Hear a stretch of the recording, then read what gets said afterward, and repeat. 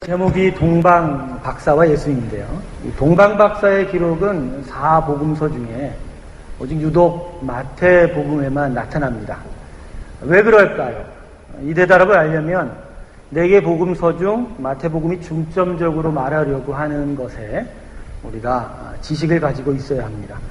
복음서는 예수님의 행적과 말씀을 기록한 독특한 장르의 형식의 그런 말씀인데요. 복음서가 여러분도 잘 알다시피 마태, 마가, 누가, 요한 4권이죠.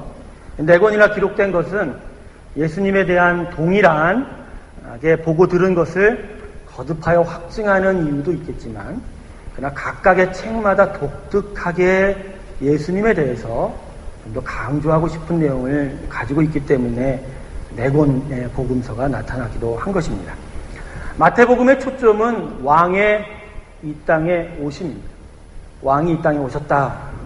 기본적으로 마태복음은 이방인들보다는 유대인들에게 먼저 1차적으로 초점을 맞춰서 기록된 말씀입니다. 그래서 마태복음 유대인들에게 그들이 기다렸던 왕이 누군가, 바로 예수다라는 것을 가르쳐 주는데 초점이 있습니다. 구약을 통해서 이스라엘 왕을 기다리던 유대인들에게 바로 너희가 기다렸던 왕은 누구냐? 바로 너희가 십자가에 못 박은 예수다. 그가 바로 사실 너희에게 하나님께서 보내신 이스라엘의 왕이다라고 말하는 것입니다. 그렇다면 예수님께서 이 세상의 왕으로 오심과 동방박사가 등장하는 것과의 관계는 무엇이 있을까요? 왜 다른 복음서에 없는 이 동방박사의 기록이 예수가 왕으로 오셨다는 것을 위해서 꼭 마태복음에 있어야만 하냐라는 거죠. 이 대답은 우리가 동방박사가 누구인지를 알게 되면 쉽게 풀리게 됩니다. 여러분, 동방박사가 누구입니까? 이런 제가 인터넷 뒤져보니까 아주 해괴한 해석하는 사람들 봤어요. 동쪽에서 왔다고 해서 동방예의지국인 한국에서 왔다. 그래서 천문 섬대에서 별을 관측했던 그런 박사들이 아니었겠냐라고 하는 해괴한 해석을 하는데 아닙니다. 성경에 기록된, 오늘 본문에 기록된 동방이라는 단어는 헬라어로 아나톨레라고 하죠. 아나톨레. 중세 이후에 아나톨레라는 것은 유럽 중심의 세계관에서 동쪽 지방인 지금의 터키 고원지대를 아나톨레 지방이라고 가르칩니다.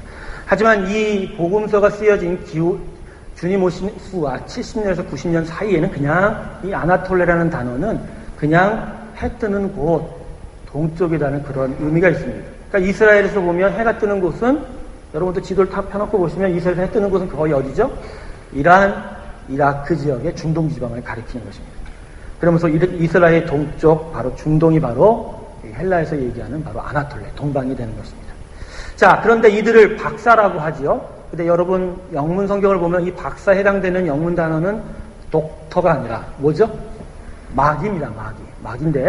막인데 이것을 메자이라고 부르기도 합니다. 현지어로는 메자이라고 부르는데 당시 페르시아, 지금의 이란과 이라크 국경지대에서 천문을 관측했던 점성술사들을 가르치는 단어가 바로 메자이였습니다. 메자이. 그리고 여러분 점성술사를 흔히 무슨 마술이나 우상을 섬기는 사람으로 알고 있는데 그렇지 않습니다. 전문적으로 천문을 관측하고요. 그 별의 이동과 변화를 통해서 미래 징조를 예측하고 기상에 대한 앞선 정보를 주는 일들이 바로 이들이었습니다. 그리고 참고해서 동방박사를 여러분 몇 분으로 알고 계시죠? 3명이라고 알고 계시는데 성경 어디에도 동방박사가 3명이라는 기록은 없습니다. 보통 우리 황금, 유황, 모략 이 3가지 선물을 가져왔다고 해서 한 사람씩 들고 왔다고 해서 3분이라고 알고 있는데 그렇지가 않아요. 지금 아르메니아 정교회는 2명으로 알고 있고요. 이집트 콥트 정교회는 4명으로 알고 있습니다. 심지어 이디오피아 콥트 정교회는 6명까지 얘기하고 있습니다. 로만 가톨릭은 처음부터 원래 초대교회 때는 한 2명으로 얘기하다가 지금 3명으로 알고 있고 아예 이름까지도 적어놓고 있습니다. 그러면 우리 개혁교회는 어떻게 할까요? 모른다가 정답입니다. 성경이 얘기하지 않는 것은 모르는 겁니다. 그리고 추가해서 첨언하면 중요하지 않다. 동방박사가 온 이유가 중요한 거지 그 숫자가 중요한 건 아니죠. 하여간 정리하면 동방박사는 지금의 이란, 이라크 지역에서 천문을 관찰하던 전문 천문 관측사 정도가 되는 것이죠. 그렇다면 중요한 건 동방박사가 어떻게 별을 따라서 이스라엘 땅으로 찾아왔을까? 본문 구조를 보면 이렇게 말씀하죠. 별이 동방박사를 인도하였다라고 기록합니다. 근데 여러분 잘 생각해 보세요. 별이 움직였다면, 지도를 펴놓고 보시면 이란에서 이스라엘 지방까지 그 하나의 별이 이렇게 움직여 간다는 것은 이게 엄청난 일이에요. 천체가 뒤집혀지는 일이에요. 하나님께서 별을 만드시고 별의 자리와 운동 방향을 다 정해주신 가운데서 갑자기 그 하나의 별이 자신의 운동 방향에서 질서를 잃고 헤매 돌고, 그죠? 어느 방향으로 이동해 간다는 것은 아예 천체의 질서가 무너졌다는 것입니다. 그렇게 됐으면 당시 지구는 큰 혼란과 재앙을 맞이하게 되었을 것입니다. 이 말은 무언가 보통 때와는 다른 징조가 하늘에서 나타났는데 동방박사가 그것을 이란에서 보고 다시 이스라엘 땅에 와서 다시 그것을 보았다는 의미입니다. 그러니까 별이 움직인 게 아니라는 의미예요. 이 징조는 별이 움직인 것이 아니라 하늘에서 보통 때보다 유난히 밝은 빛을 목격한 겁니다. 그리고 그래서 2절에 이렇게 본문에서 기록하죠. 동방에서 그들은 별을 보았다라고 기록하지 않습니까? 그것은 그들의 지역에서 환한 별을 보았다가 그걸 따라서 그 별의 징조를 따라서 이스라엘 땅에 왔는데 똑같은 그 별의 징조를 봄으로써 확증을 얻었다라는 그런 말입니다. 본문의 중요한 초점은 그러나 보통과 다른 하늘의 징조를 목격한 동방박사가 어떻게 이스라엘 땅으로 오게 되었나라는 거죠. 여러분 별을 따라서만 오게 되었을까요? 그건 절대 아닙니다. 자, 바벨론 포로 시대 이후에 많은 유대인들이 이스라엘 땅에서 어디로 끌려갔죠? 지금 이란과 이라크 지역으로 많이 끌려갔습니다. 그리고 70년 이후에 그들이 포로 귀환 시절 다시 예루살렘으로 돌아올 수 있었는데 많은 이스라엘 백성들이 그곳에 남겨졌습니다. 그곳에서도 새로운 삶을 개척하고 집을 사고 땅을 얻고 직장을 얻다 보니까 또 예루살렘 자신의 고토로 돌아가기가 쉽지가 않았던 거예요. 그래서 그 땅에 남겨진 이스라엘 백성들이 회당을 중심으로 구약 선지자들의 말씀과 시편을 찬송하고 토라를 배우면서 계속 신앙생활을 하였는데 그렇게 회당에서 유대인들이 드려지면서 이방인들이 하나님을 경외하는 백성으로 함께 회당에서 예배드리게 되었고 거기서 선지자들의 말씀이 선포되면서 이스라엘을 회복시키기 위하여 왕이 오실 것에 대한 예언들을 그들이 듣고 신뢰하게 되었다는 것입니다. 그렇게 이스라엘을 위한 왕이 올 것이라는 하나님의 말씀들을 해당 중심으로 유대인과 이방인들이 알고 있던 그런 과정 속에서 동방박사들이 천문을 관측하면서 이상한 징조를 발견할 때 그 예언과, 그죠? 구약의 예언과 이 하늘의 이상한 징조가 연결된 거예요. 그들은 이 징조가 유대 왕이 태어날 것이다 라는 것으로 해석을 하였고 그래서 그 왕을 경배하기 위하여 예언이 가르쳐주고 있는 지역인 예루살렘으로 이스라엘로 경배드리러 여행을 떠난 것입니다. 그러게 본문 2절에서 동방박사는 헤롯을 만날 때 다짜고짜 곧바로 이렇게 물어봅니다. 유대인의 왕이 어디서 나셨는가? 이 얘기는 동방박사가 이미 유대의 왕이 태어날 것과 어디서 태어날지의 지식을 가지고 있었다는 말입니다. 알고 있었기 때문에 찾아온 거예요. 다만 확인하려고 한 거죠. 그리고 그들이 이미 출발할 때부터 황금과 무략과 유황을 가지고 왔었다는 것은 또한 이들이 유대 왕이 태어날 것에 대한 확신을 가졌다라는 또 증거가 되는 것이죠.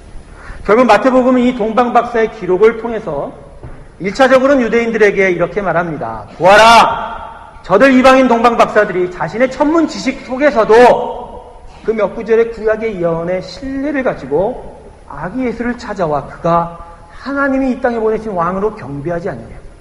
그런 점에서 예수가 참된 왕이지 않느냐라고 반문하는 거예요. 그러면서 믿지 않는 유대인들에게 너희들이 그렇게 기다렸던 왕이 왔음에도 왜 그 왕을 경배하지 않느냐라고 오늘 유대인들을 꼬집고 있는 것이다. 오늘 본문이 우리에게 주고자 하는 교훈은 한 가지 의문을 통해서 주어지게 됩니다.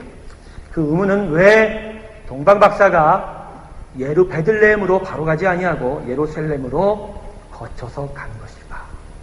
그들이 정확한 예수 탄생의 장소를 몰라서 그랬을까요? 아니지요. 제가 알았다고 했죠. 아니면 헤롯 왕의 도움을 얻어서 왕으로 오신 예수님에 대한 경배를 보다 극진하게 하기 위해서였을까요? 아닙니다.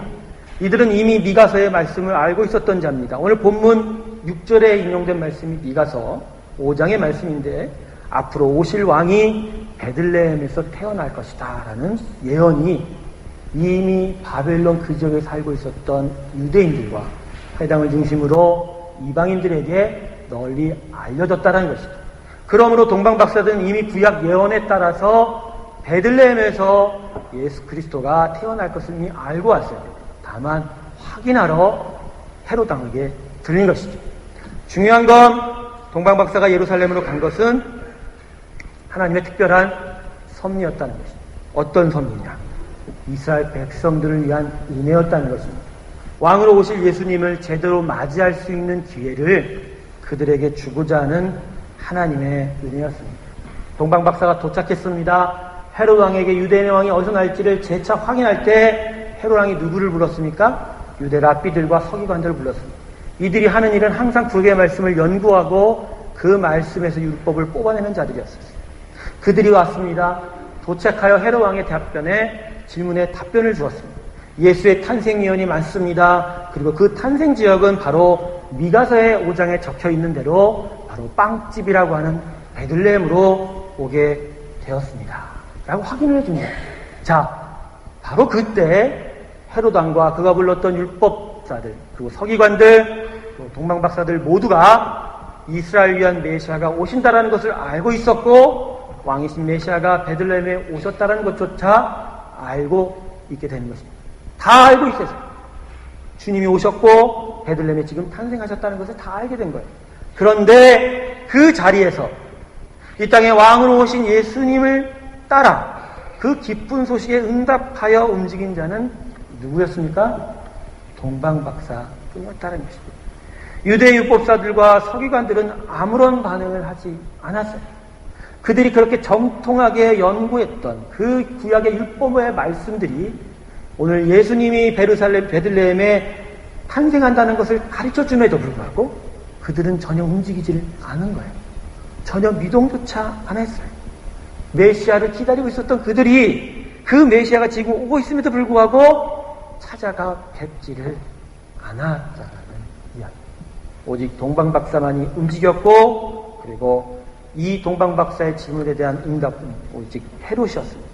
자신의 왕권이 위협받을 것을 걱정해서 예수가 태어난 것이 사실이면 자기한테 알려달라라고 이야기한 것뿐입니다.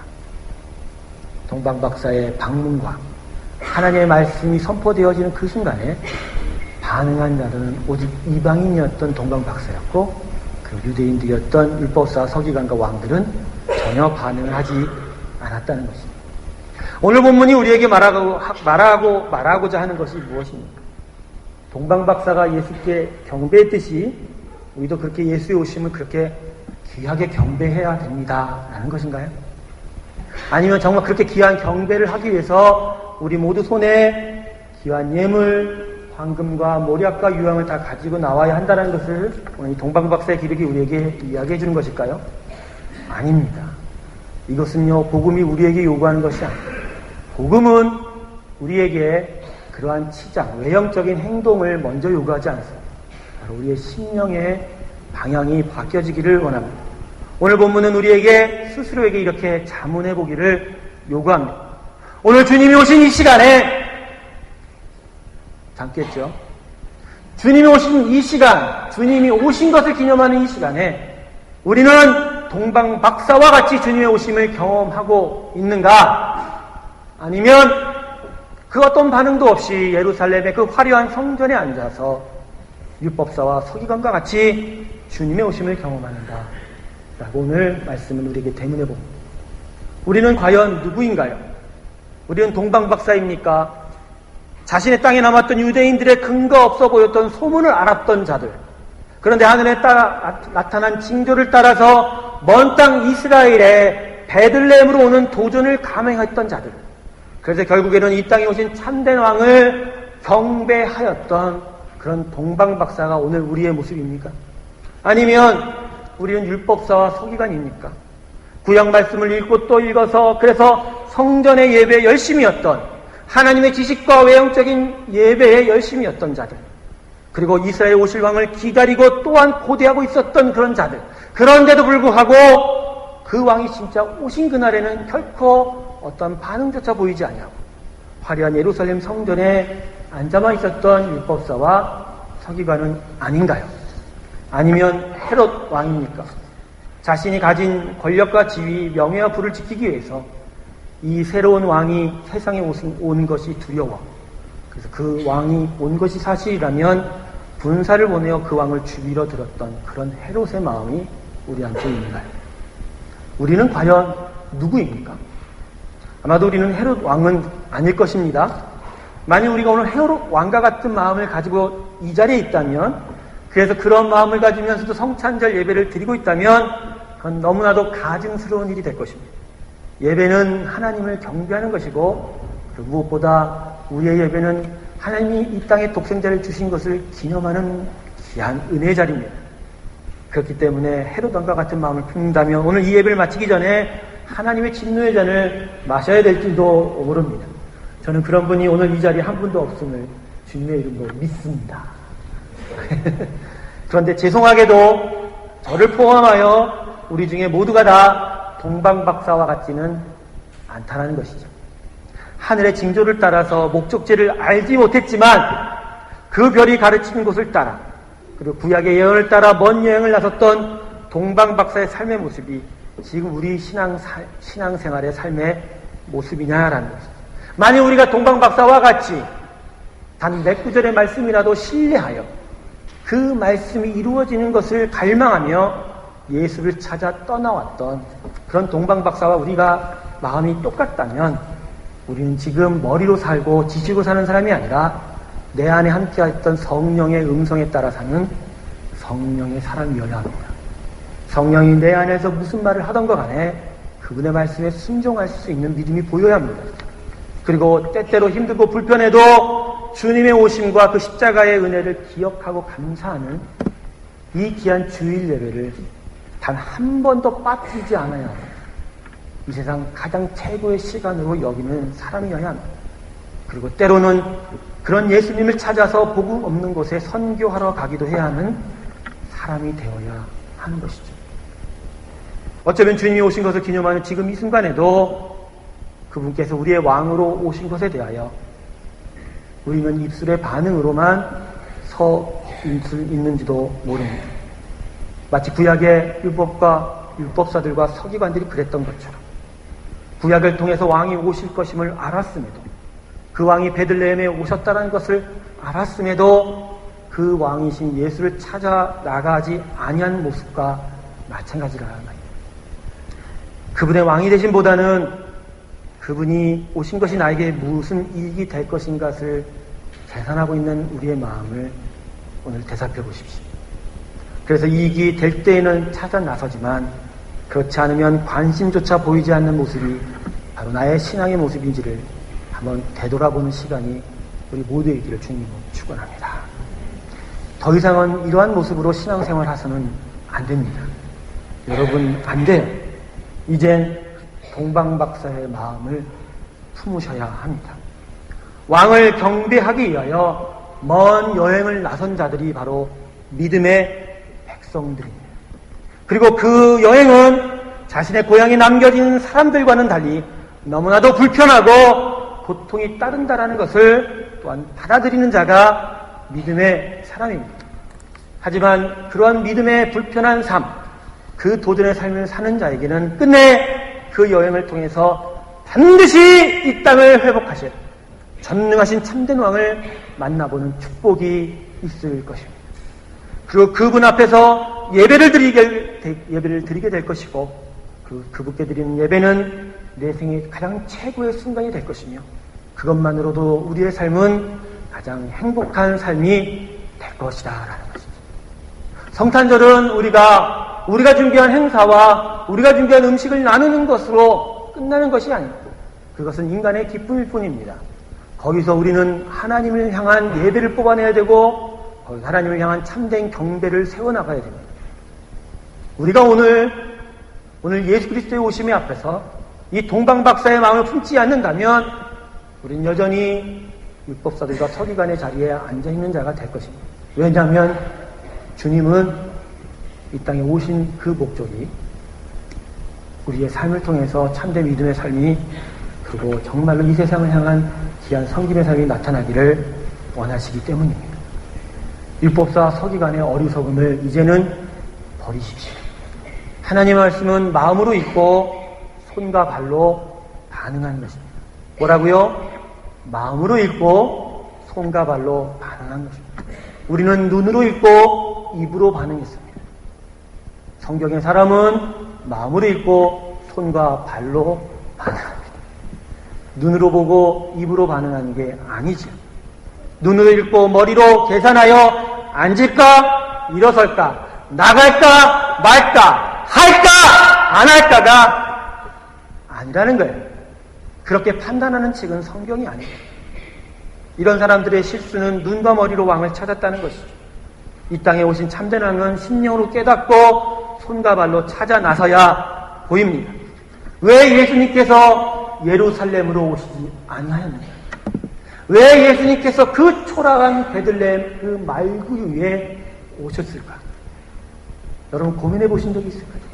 예루살렘은 시온의 성자요, 다윗 왕 이후로 하나님의 임재하신 곳이라고 이스라엘 백성이 믿었고 구약 말씀이 우리에게 가르쳐주는 곳이었습니다. 그러나 예수님은 예루살렘의 그 화려한 성전으로 오지 아니하고 베들레헴의 초라한 말구유로 오셨다는 것.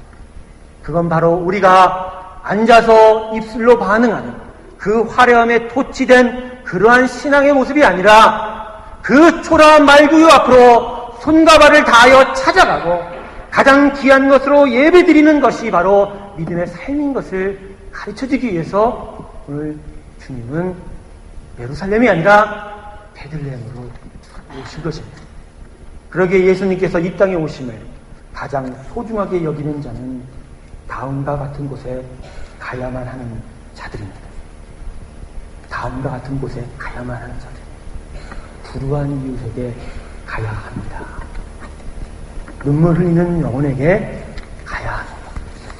내 손이 필요한 부엌으로 가야 합니다. 교사가 필요한 교실로 가야 합니다. 남을 비난하고 정죄하는 것을 버려야 합니다. 편히 눕고 자랑하는 삶을 버려야 합니다. 높임 받을 곳을 피해야 합니다. 그리고 무엇보다 자신만의 왕국을 건설하려는 시도를 아예 깨뜨려 버려야 합니다. 그분이 우리의 왕으로 오셨다는 것은 그분을 섬기며 그 참된 왕국을 같이 건설하라는 것이 우리의 사명되었다는 것을 의미합니다. 사랑하는 성도 여러분, 화려한 예루살렘 성전에 앉아 계시지 마십시오. 베들레헴 그 초라한 말구 앞으로 달려나가십시오. 그리고 그 낮은 곳에 오신 예수님을 본받아 계속적으로 그렇게 살아가는 귀한 삶이 있기를 주님의 이름으로 축원합니다. 말씀을 정리하겠습니다. 성탄절은 그냥 절기가 아닙니다. 우리 이 세상에 오신 참된 왕을 기억하는 날, 그 기억은 우리로 하여금 참된 왕을 섬기는 믿음의 백성들로 만들어줄 것입니다. 그러기에 율법사와 서기관들이 보여주는 모습을 오늘 버려야 합니다. 예수가 오신 곳을 찾아서 먼 여행을 나섰던 동방의 그 박사들과 같이 이제는 우리도 그렇게 믿음의 여행을 다시 시작해야 합니다. 여러분이 앉았던 이 푹신한 예배의 자리에서 정말로 예수님이 계신, 예수님이 함께하기를 원하는 그 자리로 나아가는 발걸음이 이 성탄절에 우리에게 요구하시는 주님의 귀한 발걸음입니다. 오늘 하나님께서 말씀으로 우리에게 참된 왕이 오셨음을 알려주셨습니다. 이제 그 왕을 진정으로 만나십시오. 그리고 예배하십시오. 그래서 그 예배 안에서 참된 기쁨을 누리시고, 그래서 그 복된 삶 가운데서 정말로 참되게 주를 예배하는 귀한 삶이 있기를 주님의 이름으로 축원합니다. 여러분, 우리 다 같이 기도하기 원하는데요. 오늘 이 성탄절을 맞이해서